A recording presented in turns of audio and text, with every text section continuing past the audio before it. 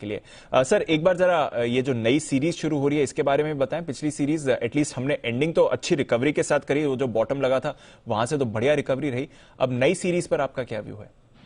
मेरे ख्याल से 4 सीरीज के बाद ये सीरीज ऐसी रही है जहां पर आपके लिए थोड़ा सा गेंस आते हुए दिखे, तो उस लिहाज से बढ़िया है। कम से कम ये है कि आपको रिलीफ मिली। इनफैक्ट मैं ये कहूंगा कि पिछले 3 सीरीज के नुकसान मार्च सीरीज ने पूरे के पूरे कर दिए।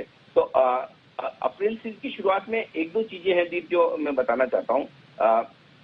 सबसे बड़ी चीज तो ये कि अप्रैल की सीरीज की शुरुआत में जब हम एफआईज के ओपन इंटरेस्ट के साथ जो शुरुआत कर रहे हैं वो इंडेक्स पे लॉन्ग पोजीशन 74% है।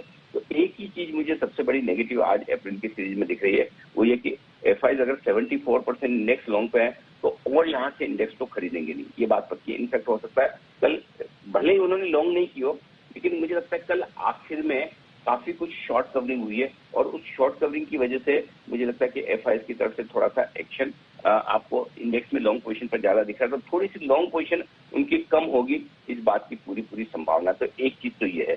दूसरी चीज जो है वो ये है कि आप जो निफ्टी पर ओपन इंटरेस्ट की शुरुआत कर रहे हैं वो 1 करोड़ 22 लाख शेयरों के आसपास कर रहे हैं, यानी कि आप हल्के नहीं है। तो ये चीज भी ध्यान में रखनी जरूरी कि आपकी जो पोजीशन है वो थोड़ी लॉन्ग साइड पे ज्यादा है, तो थोड़ा सा वो एक रिस्क रहती है। तो एक और रीजन ये है कि थोड़ी सी वायदा कारोबार की पोजीशन हल्की होना जरूरी है। पिछले महीने मार्च की सीरीज की हमने शुरुआत की थी 1 करोड़ 10 लाख शेयरों पर की थी, इस बार 1 करोड़ 22 लाख शेयर है। और रोल ओवर्स भी अगर आप देखेंगे तो 3 और 6 महीनों के हायर लेवल पर रोल ओवर हुए हैं। निफ्टी में 82%, बैंक निफ्टी में 91% रोल ओवर। सोचिए लॉन्ग रोल ओवर काफी, 91% रोल ओवर बैंक निफ्टी के बहुत ज्यादा होते हैं। तो थोड़ा सा सीरीज को हम हल्के नोट पर शुरुआत नहीं करके हेवी नोट पर शुरुआत कर रहे हैं, ये थोड़ी सी मेरे लिए चिंता की बात है। इसलिए एक बार पोजीशन हल्की होनी जरूरी है। अब आइए अप्रैल की सीरीज, आमतौर पर दीप अप्रैल की सीरीज अच्छी रहती है।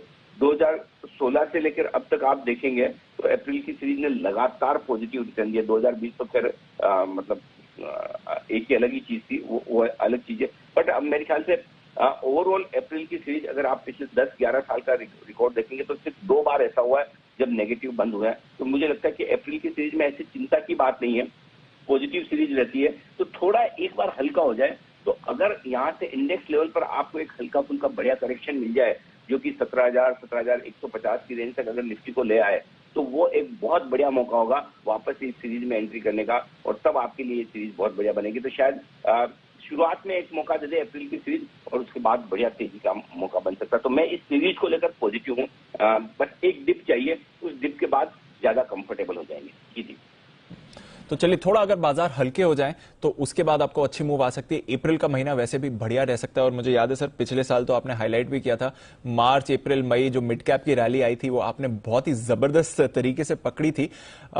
वो याद करके आज अगर देखें सर तो कुछ स्पेशल शोज भी हमने तैयार करे नए वित्त वर्ष के लिए, मस्ती की पाठशाला भी है, कुछ और भी स्पेशल शोज हैं, जरा इसके बारे में भी एक हिंट दें सर।